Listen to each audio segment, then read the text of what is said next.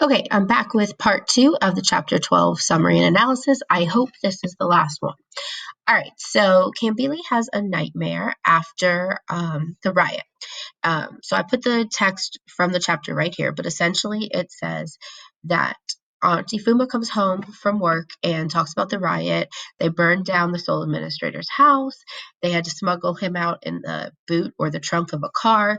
Auntie Fuma is basically discussing the chaos happening on campus.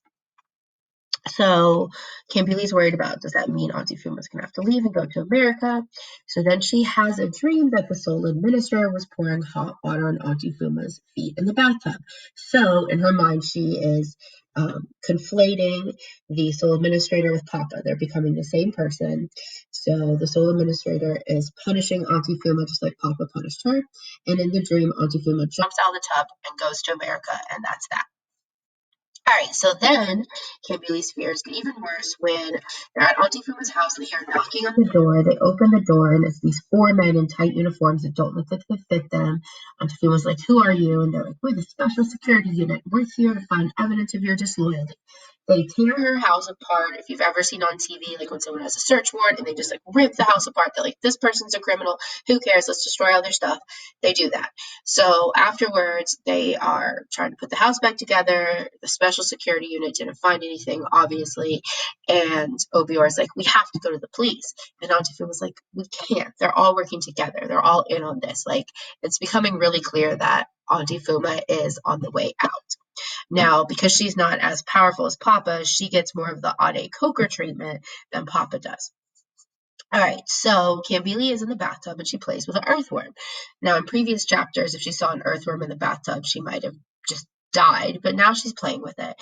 And she starts thinking about what Obior told her about how earthworms, if you cut them in half, it doesn't kill them. They just become 2 different worms. So hold on to that idea for later. Then Auntie Fuma's student arrives and is like, "Guess what? I'm getting engaged. I'm going to leave the university." And she brings an animal with her to give Auntie Fuma as the announcement of her engagement. I'm not going to tell you what animal because I posted the full text of the book on Classroom and I gave a lot of you hard copies. So just go find that. Go figure out what kind of animal it is that the student brings to her. Auntie Fuma's like, "Well, whatever. She wasn't that great of a student anyway." And you're like, "Whoa, Auntie Fuma." But that's what she says. Jaja's like, "You know what? If Auntie Fuma goes to America, I'm going to go with him." And then Campili is just getting a little confused, like, "Wait, I don't want to lose Auntie Fuma, but I don't know if I want to go to America." So it's like she got over this one obstacle. She's out of Papa's house, but now she's still freaked out. So then Father Amadi arrives to take Cambili to the market to get her hair braided, like he said he would. She goes to Mama Joe's with him, and then he just drops her off and leaves her at Mama Joe's. Well, at Mama Joe's, just like at any hair salon, barbershop, whatever, they start talking. They're like, "Oh, who's your boyfriend? Who's your man?" And she's like, "No, he's a Catholic priest." And they're like, "What? That's a Catholic priest? He doesn't look at you like a Catholic priest, or look at someone." So there's like, if you're into that like fun stuff, there's some fun stuff at the end of the chapter. All right.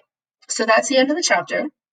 I want you to think about, and these are the last 2 chapter 12 questions. I want you to think about, what has Cambili escaped in this chapter? So, she's staying at Auntie Fuma's. What do you think she's really left behind?